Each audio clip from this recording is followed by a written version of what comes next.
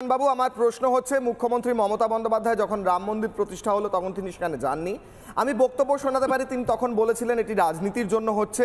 সেই মুখ্যমন্ত্রী মমতা বন্দ্যোপাধ্যায় যখন বিধানসভায় দাঁড়িয়ে বলছেন যে আমি ব্রাহ্মণের মেয়ে, আমি হিন্দু, আমাকে প্রমাণ করতে হবে না, কিন্তু তিনি তার সঙ্গেই প্রমাণ করার জন্য বলেও রাখছেন কথাটা, কিংবা জগন্নাথ ধাম প্রতিষ্ঠা করছেন, তখন তিনি কি এবার অনুধাবন করতে পেরেছেন যে হিন্দু ঐক্যটা এই মুহূর্তে প্রয়োজন, তাই জন্য এই পথেই যেতে হবে? মন্দির অর্থনীতি এবং হিন্দু ঐক্যর গুরুত্বটা মুখ্যমন্ত্রী মমতা বন্দ্যোপাধ্যায় অনুধাবন করেছেন বলে মনে হয় আপনার? বলুন স্যার। হ্যাঁ, অবশ্যই, এবং এটা খুব দুর্ভাগ্যজনক। এটা খুব দুর্ভাগ্যজনক যে আমাদের রাজ্যেও শেষ পর্যন্ত মন্দিরই হয়ে গেল রাজনীতির মূল আলোচ্য বিষয়। এবং একটু বড় করে যদি দেখি, আমি আগের বক্তাদের সব কথা শুনছিলাম, আমার প্রথম একটা প্রশ্ন আছে যে মন্দির হলে অর্থনীতির উন্নয়ন হবে। একইভাবে যদি গোটা দেশ জুড়ে একের পর এক মসজিদ প্রতিষ্ঠা হতে থাকে, গির্জা প্রতিষ্ঠা হতে থাকে, গুরুদুয়ারা প্রতিষ্ঠা হতে থাকে, তখন সেই সমস্ত মসজিদ, গির্জা, গুরুদুয়ারাকেও আমরা এভাবে স্বাগত জানাবো? তো এটা হচ্ছে এক নম্বর প্রশ্ন। দু নম্বর প্রশ্ন হচ্ছে, এটা আমি একদম অস্বীকার করছি না যে মন্দির তৈরি হলে সেখানে নিশ্চয়ই অর্থনৈতিক একটা উন্নতি তার চারপাশে ঘটে। কারা এই অর্থনৈতিক উন্নতির দ্বারা সরাসরি বেনিফিটেড হয়? কারা? ব্যবসায়ীরা, এবং অধিকাংশ ক্ষেত্রে ক্ষুদ্র ব্যবসায়ীরা। তো আমাদের দেশের এত এত শিক্ষিত যুব সম্প্রদায় যারা আজও বেকার হয়ে পড়ে আছে, তারা কি ওখানে গিয়ে কাজ পাবে? মন্দির তৈরি হলে কাজ পাবে তারা? এবং কতগুলো জায়গায়। আমি তৃতীয় প্রশ্ন করছি যে ধরা যাক এরকম মন্দির, আমি মন্দির তৈরি হওয়ার বিরুদ্ধে কথা বলছি না, কিন্তু মন্দির হলেই দেশের অর্থনীতি প্রবলভাবে বিকাশ হবে। স্যার, আমার প্রশ্ন হচ্ছে, আপনার 2 নম্বর পয়েন্ট, আপনি বললেন ওখানে ক্ষুদ্র ব্যবসায়ীরা ব্যবসা পাবে, ওখানে লোকে ব্যবসা পাবে, বেকাররা পাবে না। আমি এই লজিকটা বুঝলাম না। না, বেকাররা পাবে না বলিনি আমি বললাম শিক্ষিত বেকার যারা, ওখানে শিক্ষিত বেকার নিশ্চয়ই আছেন, সে নিজের ব্যবসা করবেন।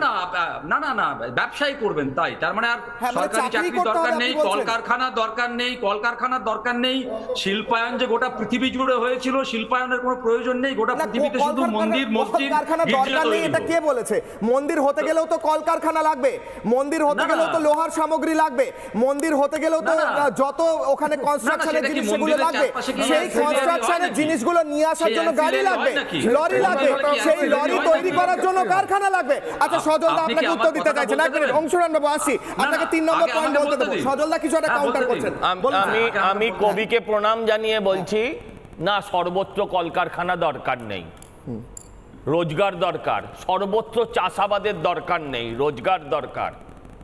সব জায়গায় কল লাগবে কেন? সুইজারল্যান্ডে আপনি কারখানা করতে যাবেন কেন আমি জানতে চাই? কারণ সেখানে ট্যুরিজমটাই মেন ব্যবসা। আপনাকে বুঝতে হবে যে আমি না, এক মিনিট, আমেরিকায় চাষ করবে কেন? তার কাছে টাকা থাকলে সে বাইরে থেকে আমদানি করবে।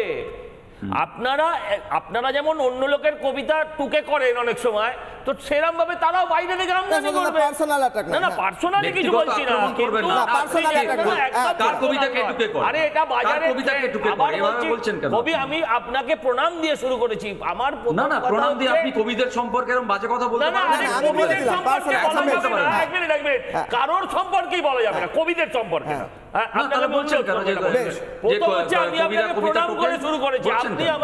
প্রণাম করে বাজে কথা বলা যায় না। আরে দাঁড়ান, আপনি আমার কথাটা না শুনে আপনি আমায় চিৎকার করছেন। আরে আমাকে তো বলতেই দিলেন না।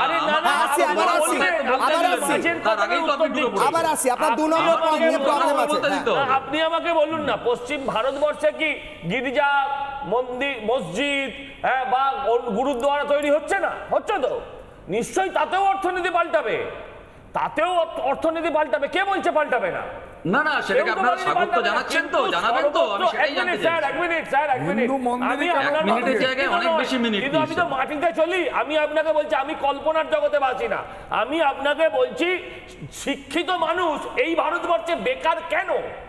আপনি আমার ফার্স্ট এটার উত্তর দিন। শিক্ষিত মানুষ এই ভারতবর্ষে বেকার কেন? এই ভারতবর্ষ মোদিজি বা বিজেপি তো 15 বছর 20 বছর শাসন করছে, 78 বছরের স্বাধীনতা। আজকে শিক্ষিত বেকার কেন? আজকে আপনি আমায় বলুন। এই যে এই ট্রেনটা ছাড়ুন। উত্তর দিন। হ্যাঁ, শেষ করুন স্যার, আপনাকে 30 সেকেন্ড আনইন্টারাপ্টেড দিলাম, তারপর বাকিদের কাছে আসবো। 30 সেকেন্ড। না, হ্যাঁ, আমি আমার শেষ যে কথাটা বলতে চাই সেটা হচ্ছে এই যে মন্দির হলে যেমন অর্থনীতির উন্নতি হবে, কটা জায়গায় মন্দির হবে? এই যে ট্যুরিজম, ভারতবর্ষের 1000টা জায়গায় ধরলাম মন্দির হলো, ওই 1000টা জায়গাটাই অর্থনীতির উন্নতি হবে। আর তারপর কি হবে? আর উনি বলছেন বেকার কেন, শিক্ষিত বেকার কেন? যদি একমাত্র ট্যুরিজমই হয় একটা দেশের অর্থনীতির মূল জায়গা, তাহলে স্কুল, কলেজ, বিশ্ববিদ্যালয় সমস্ত তুলে দিন। পড়াশোনা করার দরকার নেই তো। ট্যুরিজম ইন্ডাস্ট্রিকে সাপোর্ট করতে গেলে এত পড়াশোনা করা লাগে না। আর অর্থনীতির একটা অনৈতিক জায়গা আছে। আমি একেবারেই মন্দির বিরোধী নই। আমি যে কথাটা বলতে চাইছি, অর্থনীতির একটা নৈতিকতা আছে। একটা গাছ তৈরি করলাম, দিয়ে আমি বললাম যে এই গাছটা কেটে দিয়ে আমি কয়েক লক্ষ টাকা পাবো, সেগুন গাছের কাঠ। সেটা কি করা যায়? অর্থনৈতিক নৈতিকতা একটা অত্যন্ত গুরুত্বপূর্ণ প্রশ্ন। আমি সেই জায়গায় প্রশ্ন করছি এবং সেই জায়গায় আমি প্রশ্ন করছি। এবং আরেকটা কথা, প্রতিটি রাজনৈতিক দলের দায়িত্ব আছে, ভারতবর্ষের বেকারি দূর করার জন্য কোনো একটি নির্দিষ্ট দলের দায়িত্ব এটা নয়। না, সবার দায়িত্ব তো, মন্দির তো কোনো একটি নির্দিষ্ট দলের নয়। আমি একটা প্রতিবেদন দেখাবো, আমি একটা প্রতিবেদন দেখাবো অযোধ্যায় কিভাবে অর্থনীতির পরিবর্তন ঘটছে। দেখুন প্রতিবেদন, বিট্টু দেখুন। নানা ধরনের কন্টেন্ট দেখার জন্য লাইক করুন, শেয়ার করুন আমাদের ফেসবুক পেজ, সাবস্ক্রাইব করুন আমাদের ইউটিউব চ্যানেল। পাশাপাশি অন্যান্য ব্রেকিং নিউজের জন্য অবশ্যই চোখ রাখুন রিপাবলিক বাংলায়।